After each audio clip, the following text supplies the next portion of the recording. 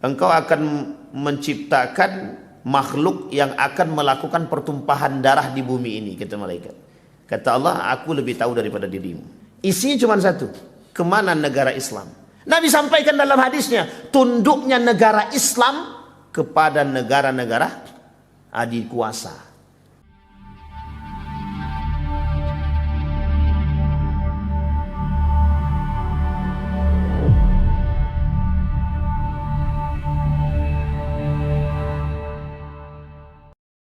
Jadi dalam hadis Nabi itu Bapak Ibu, sebelum Dajjal itu turun, sebelum Dajjal itu muncul, ini belum apa-apa dah Dajjal aja Ustadz ini. Maksudnya fitnahnya gitu kan. Sebelum Dajjal itu muncul, dia akan banyak kejadian-kejadian besar yang terjadi. Ini kita kalau bicara hari kiamat, kita tidak bisa lepas daripada persoalan tanda. Karena ketika Nabi didatangi oleh malaikat Jibril, ditanya tentang Islam, dijawab sama Nabi dengan baik.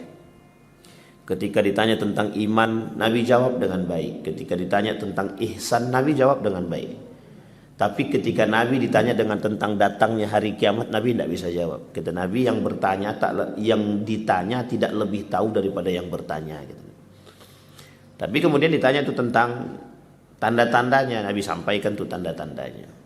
Salah satu di antara tanda-tanda yang disampaikan oleh Nabi itu ada yang disebut dengan binatang melata.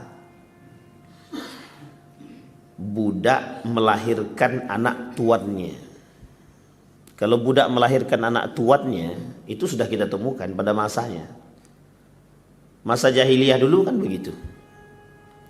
Bahkan budak itu bebas, mau diapakan oleh tuan itu bebas. Makanya dalam kitab Armageddon itu, nanti kita coba singgung Armageddon itu. Armageddon itu apa? Di dalam kitab judulnya Armageddon itu, tanda-tanda hari kiamat itu. Itu yang pertama sekali, tanda-tanda atau tanda datangnya hari kiamat yang pertama itu lahirnya baginda Nabi Muhammad SAW. Jadi Nabi lahir itu sebagai tanda datangnya hari kiamat. Kenapa begitu? Karena dikatakan Nabi akhir zaman. Jadi kalau sudah Nabi akhir zaman, memang sudah berada di akhir zaman berarti. Karena Nabi terakhirnya siapa? Nabi Muhammad. Kecuali ada yang ngaku Nabi palsu. Bahkan Nabi palsu itu banyak yang ngaku ketika Nabi. Jadi ketika Nabi masih hidup itu ada 10 lebih yang ngaku jadi Nabi. Termasuk ketika Nabi sebelum Nabi meninggal itu ada 3 yang populer ketika itu. Termasuklah Musailamah al-Kadzdzab itu. Sampai ada orang bilang Musailamah al-Kadzdzab itu lebih parah, hampir sama kayak Dajjal itu gitu. Saking dustanya gitu. Karena Dajjal ini kan disandarkan dengan karakter. Karakter Dajjal itu adalah pendusta. Sehingga disebutlah bahwa Dajjal itu Musailamah al-Kadzdzab itu bagian daripada Dajjal. Dan itu ada sebabnya kenapa Nabi turunkan hadis yang lain. Kata Nabi, para pengikut. Jadi Dajjal itu ada namanya Dardiri. Itu juga dianggap Dajjal, bukan dianggap Dajjal, pernah melihat Dajjal pada masa baginda Nabi. Jadi pada masa Nabi hidup itu ada karakter manusia yang sangat menyerupai gitu. Sehingga Umar bin Khattab pun tertipu, ada 3 orang. Kata Umar bin Khattab itu Dajjal itu. Kemudian tidak disampaikan ke Nabi. Nabi ragu apakah betul itu Dajjal atau tidak. Karena Nabi juga nggak terlalu ngerti. Nabi tahu karakter dan cirinya karena disebutkan itu. Cuma Nabi tak bisa katakan pasti itu orang itu Dajjal, itu tidak bisa.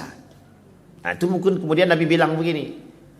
Nanti ada manusia-manusia yang menyerupai Dajjal katanya. Ini manusia-manusia yang menyerupai Dajjal. Nah kalimat ini kemudian terbukti.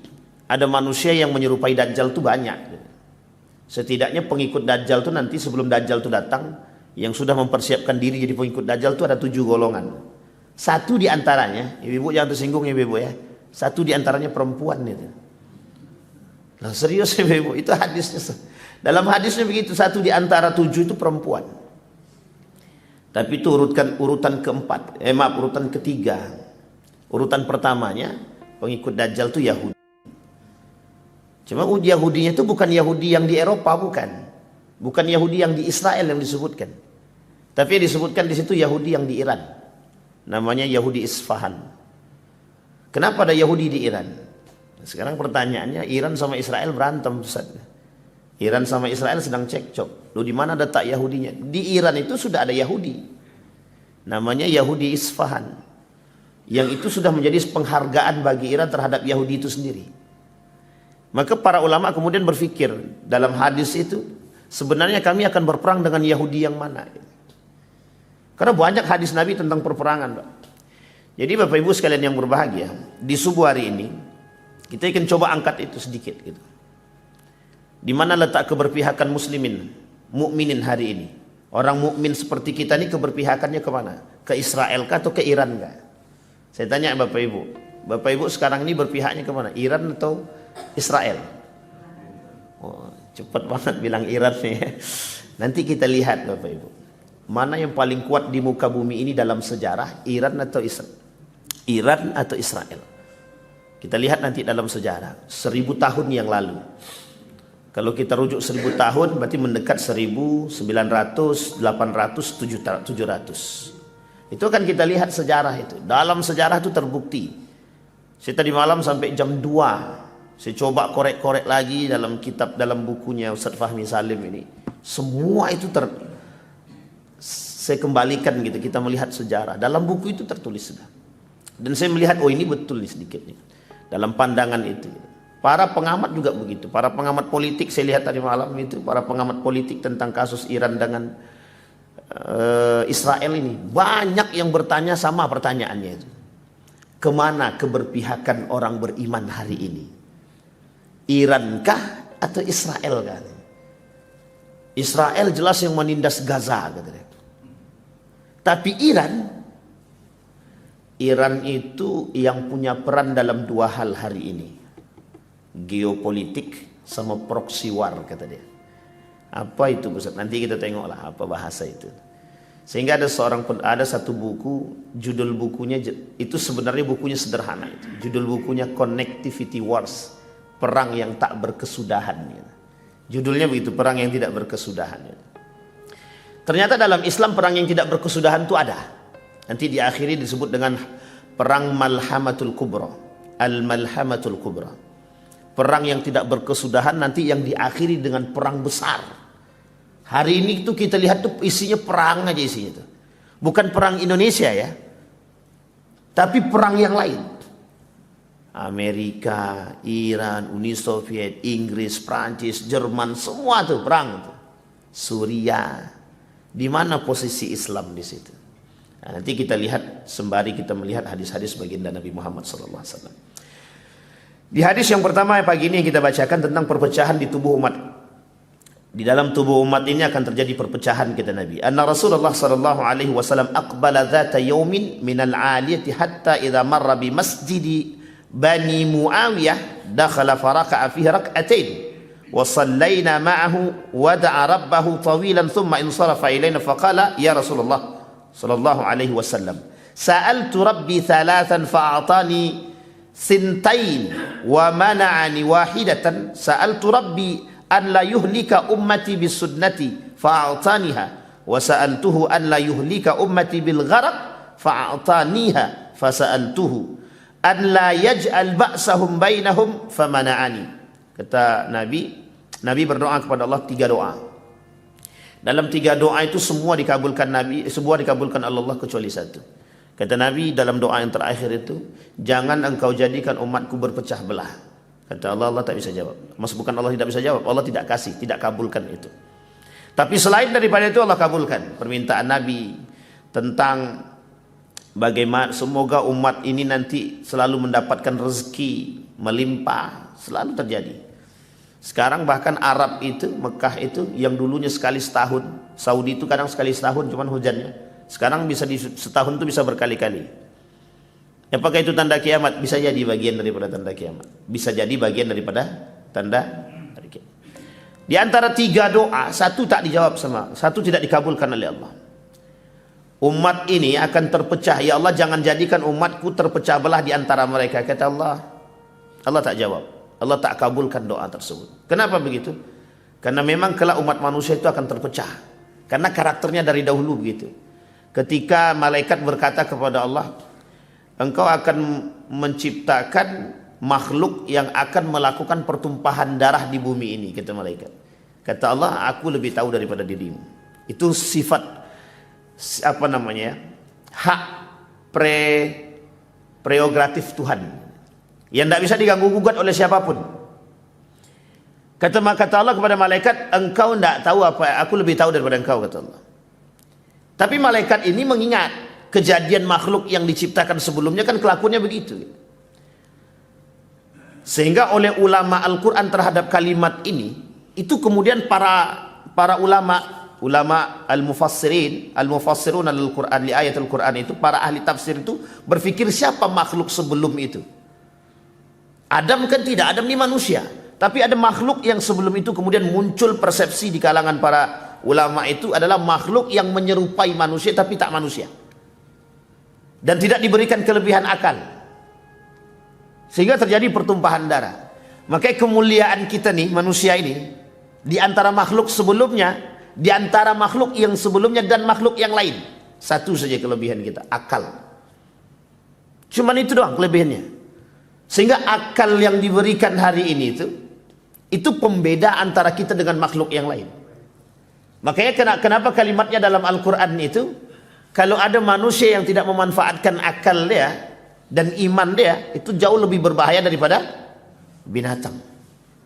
Orang yang kemudian mempertuhankan hawa nafsu, itu di karakternya, karakter yang disebutkan itu karakter binatang itu. Ada 7 tanda karakter binatang yang diserupakan kepada manusia. Muthila linnas. Kata para ulama, dipermisalkan bagi manusia.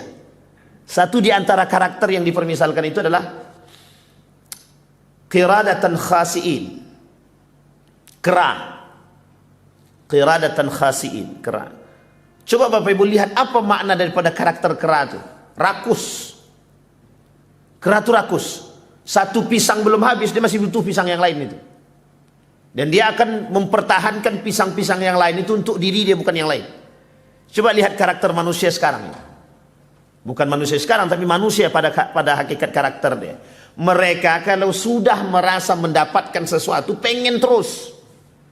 Yang bisa menjadi penahan itu iman. Yang bisa menjadi penahan itu hati, iman. Tapi kalau tidak dibarengi dengan hati dan iman, cuma nafsu saja, maka becokak aja kerjaan sekarang itu. Becokak itu apa? Berkelahi aja. Kenapa ini merasa punya dia nih? Kasus-kasus sekarang ini Bapak Ibu boleh lihat, itu kan karena kerakusannya dia itu. Kalau dalam bahasa Arab, rakus itu ada 2. Satu tama, yang kedua hirsun. Sama-sama disampaikan gitu. Kata para ulama, al-hirsu asyaddu minat tama. Hirsun itu jauh lebih berbahaya daripada tama. Jadi hirsun itu serakah. Rakus di atas rakus lagi lebih parah daripada rakus. Maka kata para ulama, serakah. Kita ambil contoh ya. Sesuatu yang dulu tak terfikir oleh kita kan sekarang terfikirkan dan terjadi. Dulu tidak ada orang mengkapling laut tuh, Pak. Laut tuh tidak ada yang tidak pernah terfikir oleh Fir'aun itu untuk mengkapling laut itu. Orang sekarang kan lebih parah daripada Fir'aun itu. Laut pun dikapling. Coba kita nggak kepikiran itu, Pak. Sampai orang bisa katakan ini laut ini milik dia gitu kan. Setelah laut yang dikapling, pulau yang dikapling. Kalau pulau yang dikapling masih jelas itu, Pak. Tapi kalau laut itu mengkaplingnya gimana? Coba bayangkan memasang tonggak di dalam laut gitu kan. Tapi kan saking niatnya gitu. Saking rakusnya kan benar begitu. Pengen kapling semuanya gitu. Artinya lebih parah daripada Fir'aun sebenarnya gitu. Cuman kekuasaannya tidak seperti Fir'aun. Puncak tertinggi sifat buruk daripada Fir'aun itu yang tertinggi. Dah paling tinggi banget itu yang dilakukan oleh Fir'aun, mengaku diri dia Tuhan. Manusia sekarang kan tidak mengaku Tuhan itu. Yang mengkapling laut kan nggak ngaku Tuhan itu. Tapi dia lebih berbahaya daripada Fir'aun. Dia tidak mengakui Tuhan tapi bersifat seperti Tuhan gitu. Saking tingginya perbuatan Fir'aun. Haman, tolong buatkan gedung yang tinggi sampai sana. Ini dalam Al-Quran disebutkan. Ya Haman, kata dia. Hei wahai Haman, kata Fir'aun. Sekretaris pribadi dia. Konco arek lah kalau bahasa lain. Bangunkan aku bangunan yang tinggi sampai ke langit. Aku pengen tahu Tuhannya Musa itu yang mana gitu. Coba dia nantang Tuhannya Musa sampai sebegitunya. Sekarang saya tanya sama Bapak Ibu, ada nggak karakter itu sekarang? Ada, karakter itu ada. Bapak Ibu jangan salah, Dubai itu punya satu cita-cita yang sekarang dalam rancangan. Apa cita-citanya Dubai hari ini? Membangun gedung tanpa tiang. Bapak Ibu bisa bayangkan membangun apartemen tanpa tiang. Coba gimana? Coba bayangkan apartemen tanpa tiang. Nanti kalau apartemen tanpa tiang, jadi bangunan yang besar isinya manusia bisa tinggal di dalam, tapi tidak ada tiangnya. Dan itu sudah dalam rancangan. Dan bagaimana alat transportasinya? Alat transportasi sederhana. Dulu ada pesawat-pesawat itu kan Bapak Ibu bisa lihat. Sekarang tidak begitu lagi Pak. Ada motor tanpa ban, Honda tanpa ban bisa terbang. Dan terbangnya bisa santai gitu. Tidak kayak pesawat terbang. Kalau itu terjadi, Cina sudah buat. Dan Cina sudah punya itu. Bisa motor terbang di atas biasa saja. Ya jalan, tidak perlu lagi aspal. Jadi besok mau air, mau apa, terserah dia bisa terbang. Artinya sudah ada transportasinya untuk bisa. Coba bayangkan. Dan Bapak Ibu tahu penyebabnya apa? Dubai berpikir demikian karena dia merasa minyak yang dia miliki hari ini itu mampu dengan segala uang yang dia miliki membuat sesuatu yang tidak pernah difikirkan oleh manusia pada masa dahulu. Hari ini difikirkan dia. Saudi Arabia gak kepikiran dulunya untuk membangun Pulau Penyu. Sekarang terfikirkan oleh Saudi untuk membangun Pulau Penyu. Nah, cita-cita Saudi hari ini bagaimana membangun pariwisata yang megah sehingga mau bisa jadi orang-orang Eropa itu, turis-turis dari berbagai mancanegara datang hanya untuk datang berpariwisata ke Saudi Arabia. Untuk apa? Membandingkan antara Mekah Madinah. Kelak Mekah Madinah itu bukan tujuannya untuk ibadah, tapi tujuannya untuk wisata. Nah, nanti Bapak Ibu dibuat satu bangunan. Nanti ke Mekah itu, khusus Masjidil Haram itu, dalam beberapa tahun yang akan datang ini, kalau saya tak salah 2030 itu harus jadi. Di 2030 itu dari Masjidil Haram itu sampai ke gerbang utamanya itu sekitar 3 kilo. Jadi nanti dari Masjidil Haramnya ke gerbang utama, dari Ka'bah ke gerbang utama Masjidil Haram itu jarak tempuh jalannya 3 kilo. Itu sudah dalam rancangan. Jadi Bapak Ibu bisa bayangkan 3 kilo ke depan itu jalan kaki, semua gedung yang ada di situ sudah digeser dan digusur. Nah, coba bayangkan tuh. Apa yang tak terfikirkan pada masa dahulu? Semua terfikirkan hari ini. Tapi bayangkan dengan itu manusia terpecah belah. Kita lihat penyebab terpecah belahnya. Yang diirikan oleh Eropa kepada Timur Tengah itu apa? Kalau dulu Habasyah yang dia tak suka dengan Mekah itu apa? Ka'bah Pak. Sampai dibangun tempat ibadah mereka sebagus mungkin. Ini dalam sejarah ya. Sebagus mungkin, tapi tak bisa nandingi. Tak bisa menandingi Ka'bah. Ka'bah itu cuma petak begini, tapi orang berbondong-bondong datang. Mas Abdul Muttalib gelisah nih, Raja Habasyah nih, pengen hancurkan Ka'bah gitu. Itu perebutannya, dan itu sangat masyhur cerita ini. Singkatnya, sekarang tidak begitu. Minyak muncul di tanah Arab, di Timur Tengah, muncul minyak, menjadi rebutan semua negara. Sekarang negara yang paling berkuasa itu kan yang dianggap adidaya. Itu yang dianggap ya, yang dianggap adidaya adalah Amerika itu Bapak Ibu.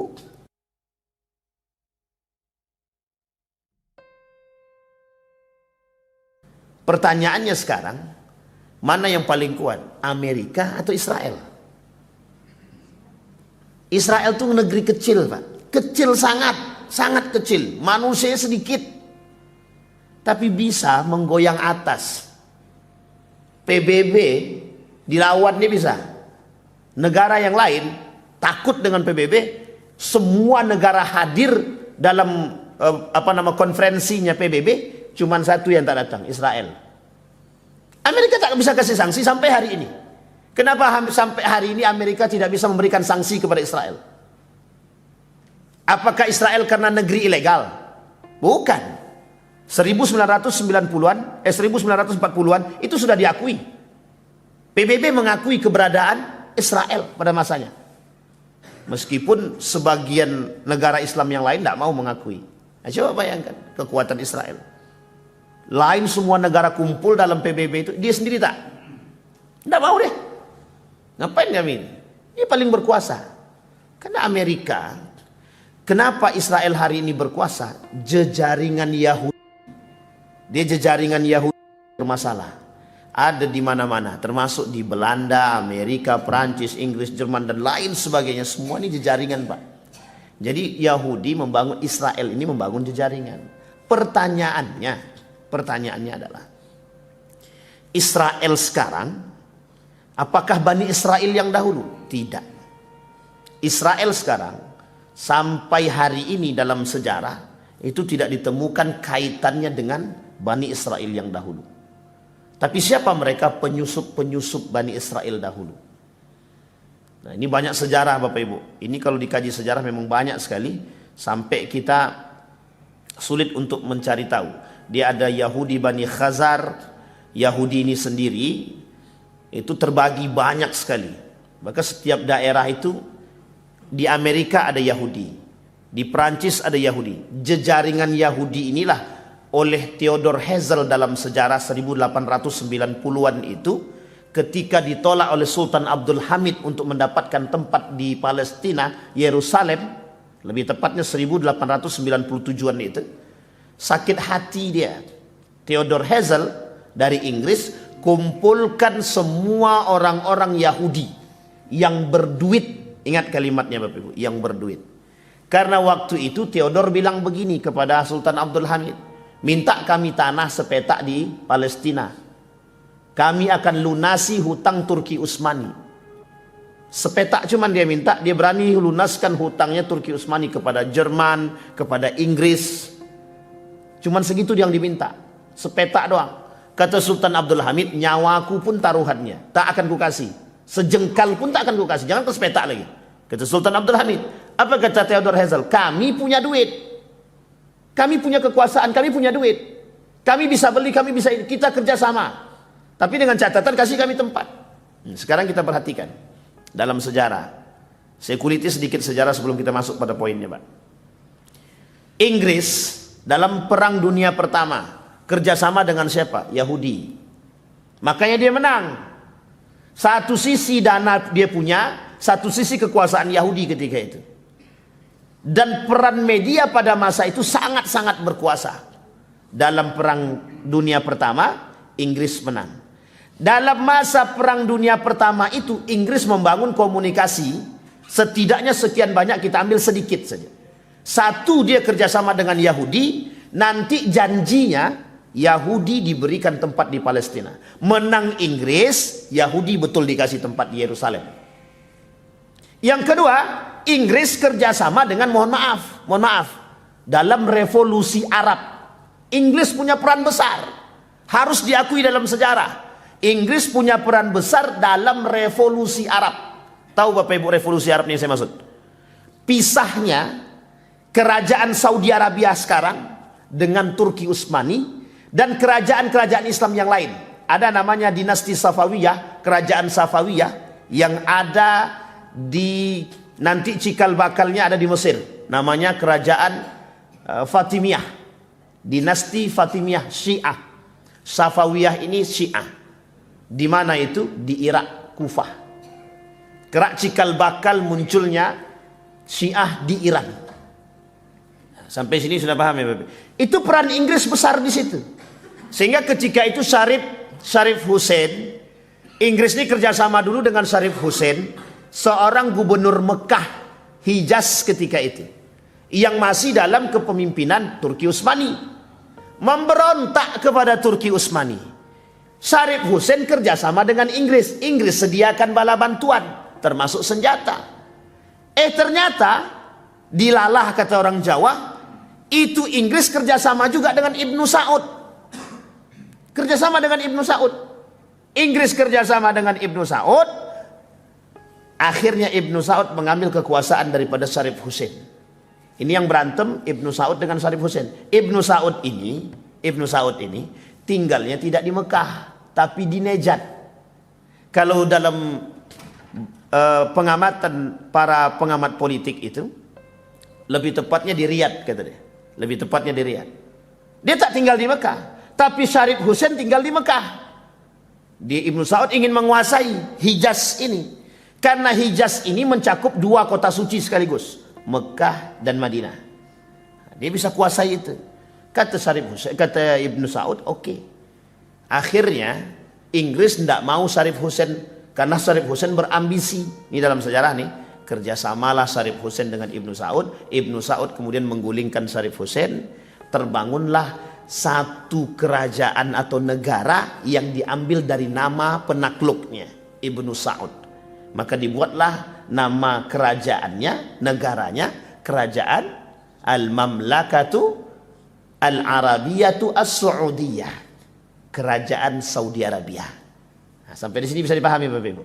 Itu cikal bakal sejarah kerajaan Saudi, diambil dari nama penakluknya. Satu-satunya negara di muka bumi ini yang diambil dari nama penakluknya cuma itu, Saudi Arabia.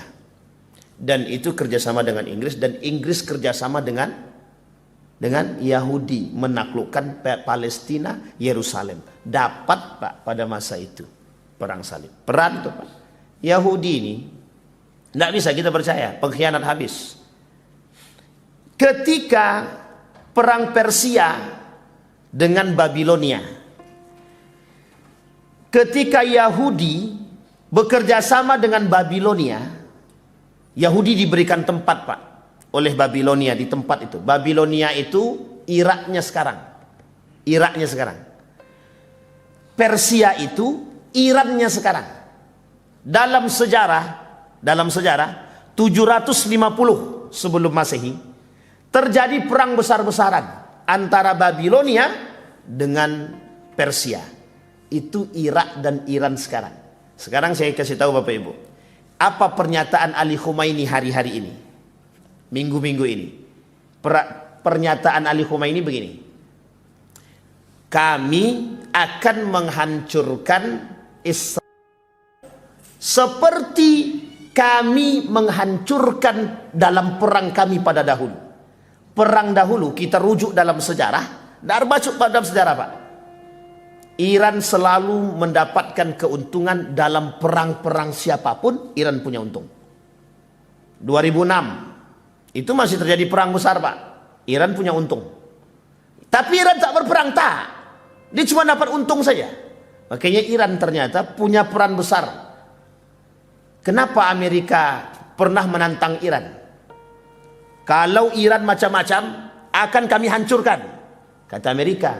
Sekali ditutup sama Iran Selat Hormuz, tak ada satupun yang berkutik. Langsung Amerika krisis. Coba bayangkan tuh, cuman ditutup Selat Hormuz krisis.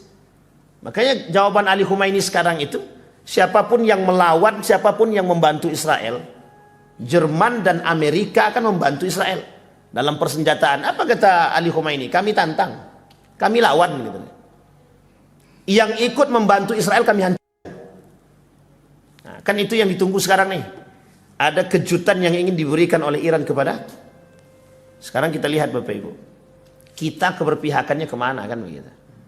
Kita keberpihakannya kemana? Perang yang terjadi sekarang itu sebabnya cuma satu kan, kekuasaan. Kenapa orang merebut kekuasaan hari ini? Karena ingin menguasai minyak, sumber daya alam yang ada, termasuk salah satunya minyak itu sendiri. Ada minyak, ada gas, ada pariwisata, ada alam yang lain. Itu yang ingin dikuasai hari ini. Makanya mohon maaf, Amerika sekarang keliling negara-negara Islam. Dan itu disampaikan Pak oleh Nabi dalam hadisnya. Umat-umat lain itu akan mengeroyok umat Islam. Akan mengeroyok. Bahkan kelak kata Nabi, umat Islam itu tunduk, tak berani berbuat apapun. Bahkan negara-negara Islam hari ini tunduk. Kita ambil contoh. Kemarin beberapa artis Indonesia ikut datang ke Mesir, ingin menembus blokade yang dilakukan oleh Israel di perbatasan Mesir sana. Ingin nembus ke Gaza. Tapi tidak boleh Pak. Apa kata pemerintah Mesir? Yang ketahuan berangkat, tangkap, deportasi. Itu beberapa artis kita yang sudah sampai di hotel di sana. Ada yang selamat, ada yang dideportasi. Banyak yang dideportasi. Kenapa dideportasi? Karena Mesir tidak memberikan izin kepada mereka untuk melakukan demo ke sana. Semua negara Islam tidak ada satupun yang mengizinkan untuk menembus blokade itu. Ini disampaikan oleh Ustaz Fahmi Salim dalam khutbah Jumat. Dikirimkan ke kami. Sampaikan ini kepada seluruh masjid, gitu deh. Kami sebarkan, Pak. Isinya cuma satu. Kemana negara Islam? Nabi sampaikan dalam hadisnya, tunduknya negara Islam kepada negara-negara adik kuasa. Padahal dia tak berkuasa sebenarnya. Bayangkan Donald Trump keliling-keliling negara Islam tuh, Pak. Cuman minta investasi. Datang ke Mesir, Mesir investasi. Datang ke Dubai, ke Kuwait, ke mana lagi itu?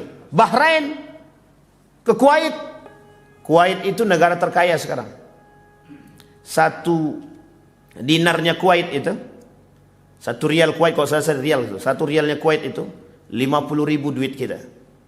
Itu udah paling tinggi di muka bumi ini. Pound sterling berapa? 30.000. Bahrain itu 40.000. Kuwait 50.000. Jadi kalau kita bawa duit ke sana 2 juta itu cuma buat bayar taksi. Nah, coba bayangkan 2 juta itu cuma buat bayar taksi, Pak. Belum bayar hotel ya, baru bayar taksi itu, Pak. Coba bayangkan. Kami pernah itu, Bapak Ibu, di salah satu negara itu, Oman. Saya berangkat ke Oman itu, 1 rialnya Oman 40.000. Awak kira 1 rialnya Oman sama dengan 1 rialnya Saudi. 1 rial Saudi kan cuma 3.500 pada masanya, Pak. Naik kami taksi sampai ke bandara, dari hotel ke bandara itu sangat-sangat dekat. Paling 5 menit lah. Dia minta 50 rial.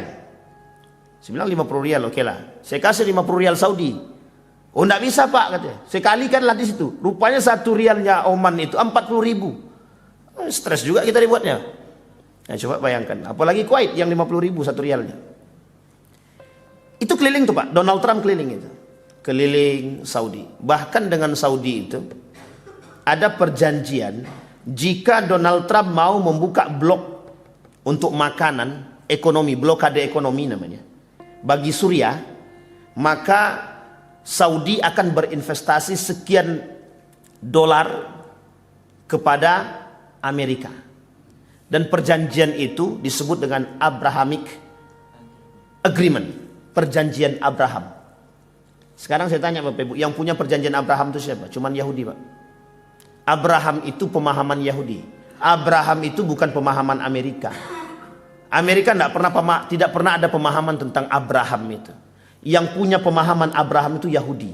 Dan satu tujuan Yahudi hari ini itu mengembalikan yang disebut dengan Abrahamic religion. Apa itu Abrahamic religion? Agama Ibrahim. Agama Abraham itu agama nenek moyang yang hari ini melahirkan agama-agama yang lain, termasuk Islam, Kristen, Hindu, Buddha. Semua agama ini menurut pemahaman mereka itu akarnya Abraham. Jadi ingin kembalikan sekarang ini. Nah, makanya ingin dibangun namanya Yahudi State, negara Yahudi. Nanti negara Yahudi dibangun agamanya namanya Abrahamic religion, agama Abraham. Ini dalam sejarah.